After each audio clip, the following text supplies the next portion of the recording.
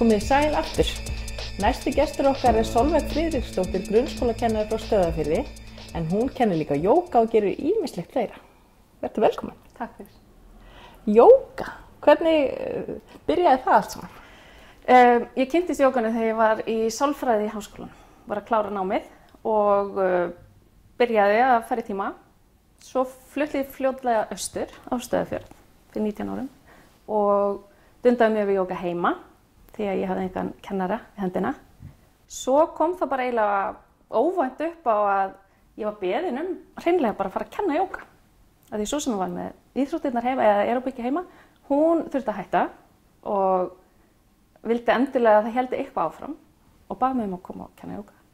Og ég bara stökk út í launa og svona undirbjó mig að sjálfsögðu fyrst svolítið vel, af því ég þannig, ég vil svolítið gera hlutina rétt og vel. Og kenndi frá 2003 bara svona ómenntuð þannig og síðan fór ég í jógakennarana 2007 og ennþá kenni ég jóga og er með lítinn hóp heima og svona kenni við vetratíman og þetta er svona í rauninni sami kjarni og byrjaði bara þegar ég fór af stað. Svona bara lítill, traustur kjarni sem fylgt mér. En svona, ef þú talar fyrir sjálfa, hvað er það svona gott við jóga? Man líður bara svo vel í hjartanu þegar maður gerir jóga. Ég vinn ekki eitthvað djúpt í jógafræðin.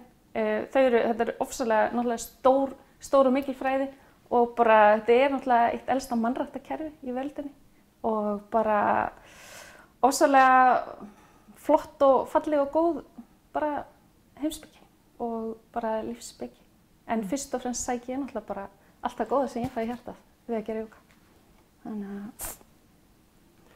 En svo hefur verið að vinna á ferðaþjónustusviðinu líka? Já, ég hef nokkur sumur hef ég tekið þátt í svona þorpsgöngum sem að Tanni Travel á Eskifirði með og heitir undir nafninu Meet the Locals. Þetta er svona til að kynna ferðamanninum í rauninni bara fyrir lífinu okkar í þorpum. Ekki bara að þið keyri í gegn og kíkja á eitthvað safn, heldur þarna fær fólk fræðslu frá heimamanni og fer inn á heimili og fær kaffi og svona notalega samveru.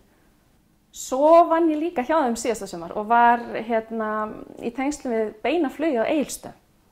Þeir fengu mig inn og ég sá bókanir og samskipti við farþega og Discover the World og flugvöllina á Egilsstöðum og svona. Þannig að það er svona það sem ég hef svona helst verið að daðra við ferðaþjónustuna. En mér finnst það mjög áhugavert og skemmtilegt séð. En það er ekki það eina sem þú gerir. Nú ert í Kórnum, Rauða krossinum, Krabbameinsfélag Austfjarða. Já. Þú ert í flest öllu eða ekki? Nei, mér finnst skipta bara ofsalega miklu máli að vera virkur í því samfélagi sem maður býr í.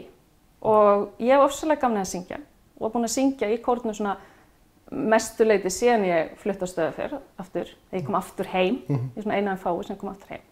Og já, einhvern veginn bara dróst ég inn í þetta. Ég mætti á aðalfund hjá Krabbameinsfélag, hjá Rauða krossinu fyrir nokkrum árum og til að gera sjálfboðaliði af því að mér langaði að taka þátt í einhverjum verkefnum og síðan hef ég setið í stjórn þar.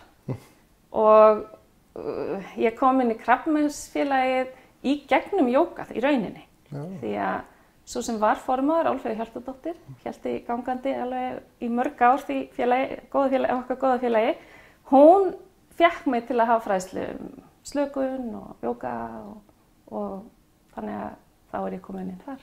Er öflugt félagsstarf svona almennt á Stöðvarfirði? Já, að vissu leyti er það, já. Og því að þetta starf okkar til dæmis eins og í Rauða krossinum er náttúrulega félagsstarf og síðan er fólk í þær spilakvöld og það er mjög öflugt félag sem heitir Jaspis sem er svona félag eldri borgara eða heldri borgara, bara þeir sem eru orðnir 50 og í rauninni hver sem er velkomin í það félag. Þannig já, ég myndi segja það væri bara töluverð virkni og það eru konur sem hittast og sauma bútasaum og bara alls konar, já. þó að samfélagið sé lítið, þá bara heilmikið að vera. Svo náttúrulega svo mikið lista og handverslíf líka. En segðu mér, nú kórinn einmitt nýkomin úr skemmtilegri ferð. Já, við fórum til Reading í Englandi í kórferðalag, eða eiginlega svona safnaðarferð.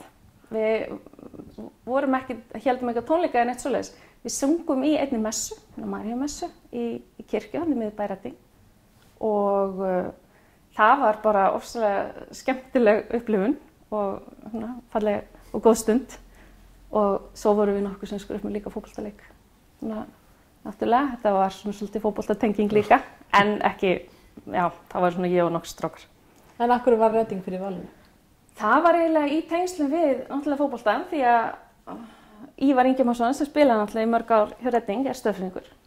Og Gunnlaugur, presturinn okkar og konan hans fóru fyrir 2 árum til Reading og komust í tengsl við prest þar og þannig að þetta tengist allt einhvern veginn saman á þann hátt. Þannig að þetta var virkilega góð ferð og bara ofsalega gaman að koma á þessar slóðir. Ég heldur sem að gleyma einu sem langar svo að spyrja það eru jógagöngur. Já, það barnið mitt sem ég er búin að ganga með í maðurinn í nokkur ár og svona byrjaði að fæðast svona fyrir 2 árum. Þá var ég með jógagöngur heima á þriðjudagskvöldum í júní og júlí. Og bara þeim mættu sem að hafði áhuga að mæta og ég var ekkert að auglýsa neitt eitthvað rosalega mikið. Síðan það búið að þróast svolítið. Og núna eru göngurnar mínar bæði hjá Tannatravel í verkefninu Meet the Locals. Þar hægt að bóka sér jógagöngu. Og svo líka hjá Tinna Adventure sem á Breiðdalsvík. Og auðvitað líka þetta hringi mig og panta.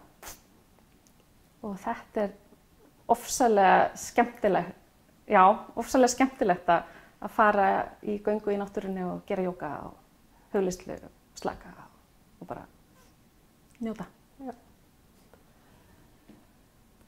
ég held að þetta sé bara góð lokaorð. Ég geti vel trúið að ég myndi mæti í þessa jógagöngu. Já, þú hringir bara. Ég geri það, við þakka þér kærlega fyrir komin í fyrsta þáttinn. Takk fyrir. Takk.